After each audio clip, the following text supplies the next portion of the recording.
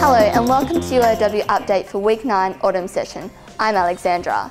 If you haven't included whole grain in your diet, now might be a good time to start, according to the recently released Grains and Legumes Health Report. UOW's Associate Professor Peter Williams co-authored the report, which says whole grain foods could be as effective as drugs in preventing heart disease and might save the government over $1 billion a year. Those people eating the most whole grains had about a 40% less risk of developing heart disease than those who didn't eat any.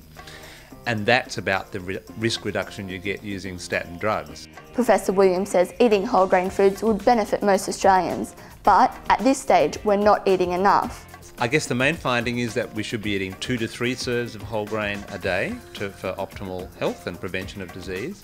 And that translates into 2 to 3 slices of bread. The report also says whole grain foods could help fight cancer, high blood pressure, diabetes and obesity. All around the world, most people have the majority of their energy coming from grain foods. More plant-based foods is really what people are saying is a healthier diet. And this should be the fundamental building blocks, I suppose, of a healthy diet for all Australians. The Go Grains report can be found on the web at gograins.com.au. The winners of this year's ViceChancellors Awards have been announced. The awards acknowledge academic and general staff who have excelled in their chosen fields. The awards will be officially presented in June. UniQuest's annual Trailblazer Competition is open for entries, with a total prize pool of $80,000 up for grabs. Whether from arts or science, the competition encourages innovations that can benefit people. It's all about generating ideas and expressing your idea in the context of how it can help the community. Winners of the competition will receive money and support to turn their ideas into reality. Really what they get from that is the satisfaction of being able to help a group or individuals that are in need of that help for a particular product or service. Entries close this Thursday. Does a virus cause multiple sclerosis? This is the question being asked by medical researcher Professor Julian Gold.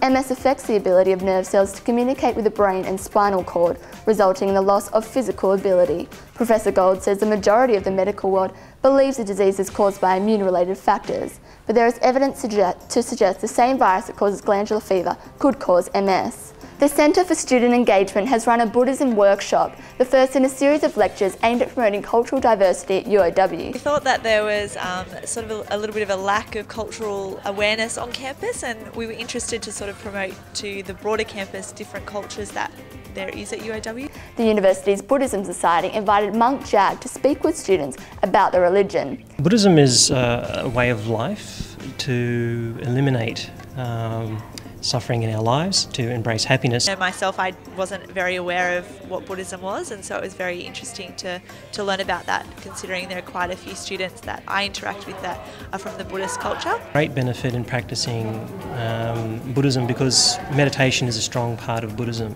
and meditation helps to calm the mind down. We're also in talks with the Muslim Association at the uni and the Japanese Society and also the Chinese Society to run similar workshops. 6 bands have battled it out in the first heat of Unibar Band Comp for 2010. But this year we've actually had the most entrants that we've ever had before, so we've got 36 bands, so we've added an extra heat on the 1st of June to fit them all in.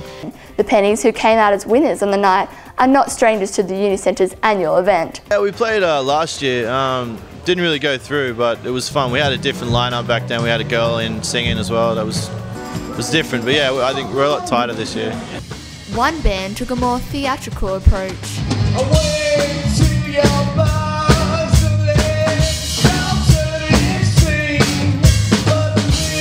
I dare say we'd be the only act in the world that has gingerbread men and a purple dude. 5 more heats will be held over the coming weeks before the finals in August.